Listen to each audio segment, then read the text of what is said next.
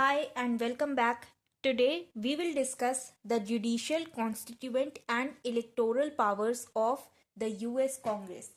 तो पिछले वीडियो में हमने legislative, delegated, implied, concurrent, executive and financial powers discuss करी थी एंड आज की वीडियो हमारी इन तीन पावर्स के बारे में होने वाली है।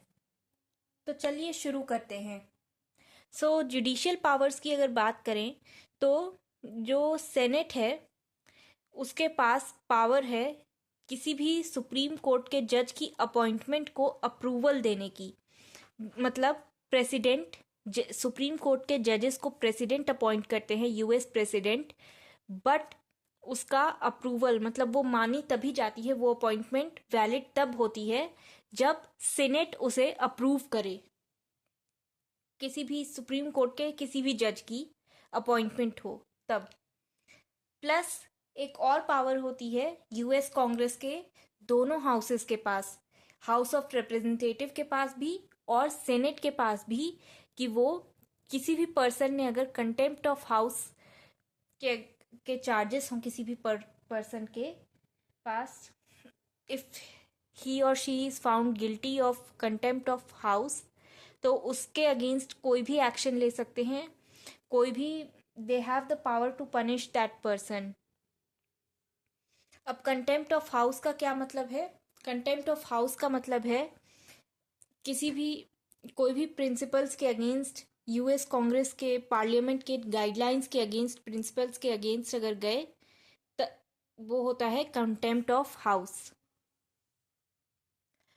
अब प्रेसिडेंट, वाइस प्रेसिडेंट, जजेस और कोई भी सिविल ऑफिसर्स, सुप्रीम कोर्ट या सुप्रीम कोर्ट के जज या कोई भी high civil officers, high federal level के सिविल ऑफिसर्स को इम्पीच करने की पावर है कांग्रेस के पास, if they are found guilty of crime.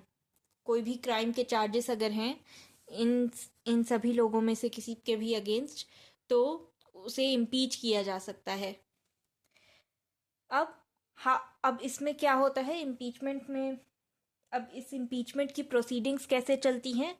तो हाउस ऑफ रिप्रेजेंटेटिव जो है वो चार्जेस फ्रेम करता है। जो लोअर हाउस है उसके पास पावर होती है चार्जेस फ्रेम करने की उस पर्सन के अगेंस्ट, एंड सेनेट की ड्यूटी होती है इन्वेस्टिगेट करना और अपना डिसीजन देना।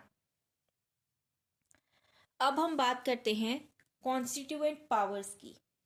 कॉन्स्टिट्यूएंट पावर्स से आप समझ जाते हैं ये है कॉन्स्टिट्यूशन में अमेंडमेंट की पावर। आर्टिकल 5 में ये पावर कांग्रेस को दी गई है। आर्टिकल 5 जो है कॉन्स्टिट्यूशन का, इसमें कांग्रेस को ये पावर दी गई है।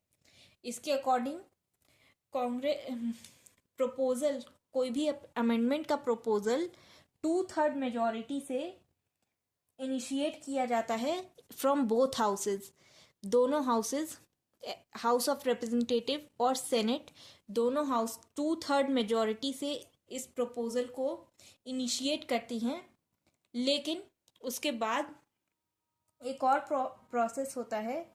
ये तो इनिशिएट स्टार्ट हो जाना मतलब प्रपोजल स्टेज, ये प्रपोजल स्टेज में कांग्रेस का रोल रहता है, बट लेटर रैटिफिकेशन स्टेज जो है उसमें US federation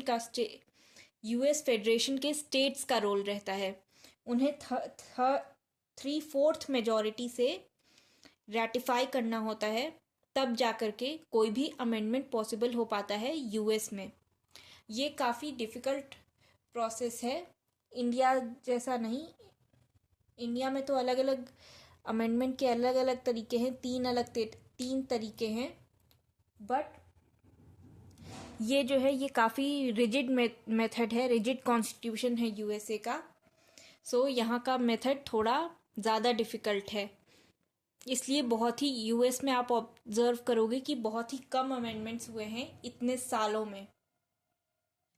Lastly, talking about the electoral powers of US Congress, तो इलेक्टोरल पावर्स क्या है?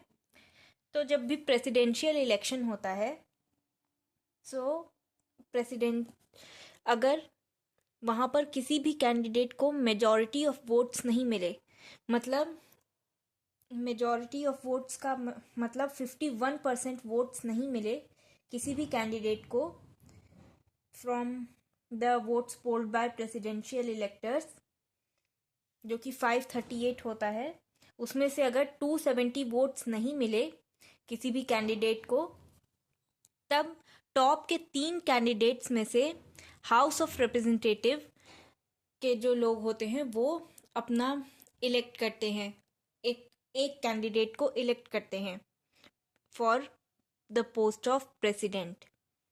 एंड सिमिलरली अगर वाइस प्रेसिडेंट के इलेक्शन में ऐसा कुछ हुआ हो कि मेजॉरिटी ऑफ वोट्स नहीं हो किसी भी कैंडिडेट के पास, तो टॉप 2 कैंडिडेट्स में से सीनेट इलेक्ट करती है एक कैंडिडेट को फॉर वाइस प्रेसिडेंट। आज की वीडियो में बस इतना ही, and now next we will discuss in detail about the House of Representative and the Senate.